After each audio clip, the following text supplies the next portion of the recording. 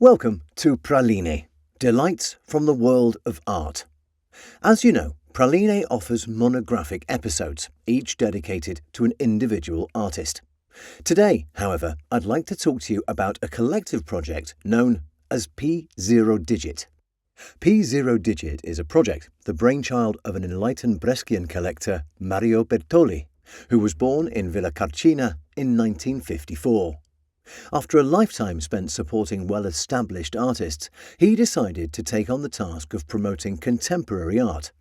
Specifically, his focus has shifted toward digital art, which he considers the most suitable medium for expressing contemporary life. The name PZeroDigit derives from the concept of digital painting, or the ability to create art using technologically advanced tools. In the words of Mario Bertolli, the zero stands as a full stop, a new beginning, and at the same time a recognition and consecration of digital painting as a medium through which the thread of contemporary art history passes.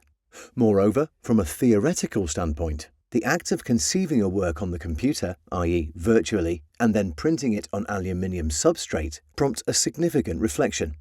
In effect, it is as if the artist, during the creation of the work, enters an immaterial realm, only to return to the physical world when the piece is printed and presented as a tangible object.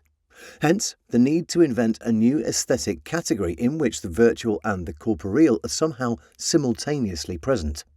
This category is defined as digiphysics, a term found in the PZeroDigit manifesto. One of the characteristics of PZeroDigit is that the artists are intentionally anonymous, all hidden behind the same label. In reality, this approach is not new to the Italian cultural landscape. Just think of the writers' collective known as Luther Blissett, who, in the 1990s, managed to get a novel titled Q into the final stage of the Strega Prize. But while Luther Blissett was grounded in an ideological background from the 1960s, situationism, PZeroDigit fundamentally stems from a need for freedom. Freedom, first and foremost, for the artists, especially those already known in the market. In a sense, the art market obliges the artist to produce the same type of work repeatedly. Instead, as PZeroDigit is a space for creation and innovation, anonymity allows the artist to freely experiment with styles and methodologies different from those they usually practice. Freedom for the artists, as both established and emerging artists find themselves in a context that places them all on an equal footing. Finally, freedom for the potential customer, who can choose from the works offered solely on the basis of their fascination with the works themselves, without being influenced by the artist's name. In this way, the artwork regains its centrality, free from the cultural superstructures that inevitably form around the figure of the artist. As with any well-conceived project, working alongside the founder is a young and competent team. Natalie Zangari is the curator and head of communications. Stefano Riboli is an artist and head of education, and Laura Pintosi is the curator and head of events. The proposed languages are, in fact, those invented during the 20th century. The catalogue itself lists some: digital landscape, organic abstraction, neo-conceptualism, minimalism, monochromatic painting, gestural painting, and so on.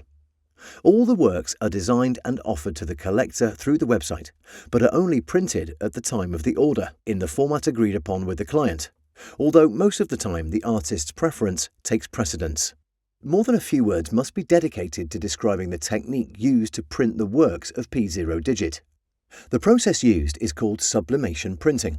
Sublimation printing involves the sublimation of the inks used, meaning their transformation into gas through heat, a process that allows them to permanently and unalterably bond with the substrate, in this case high-quality aluminium panels. Each work is a unique piece and is, of course, accompanied by proper documentation certifying its provenance from the PZeroDigit project. This is a project that leverages the expertise and initiative of an enthusiast who has an unwavering belief that art, even as it changes in language, techniques and modes of presentation, remains a fundamental element of our existence. That's all for today. Thank you for listening. Goodbye for now, and I look forward to seeing you in the next episode of Praline, Delights from the World of Art.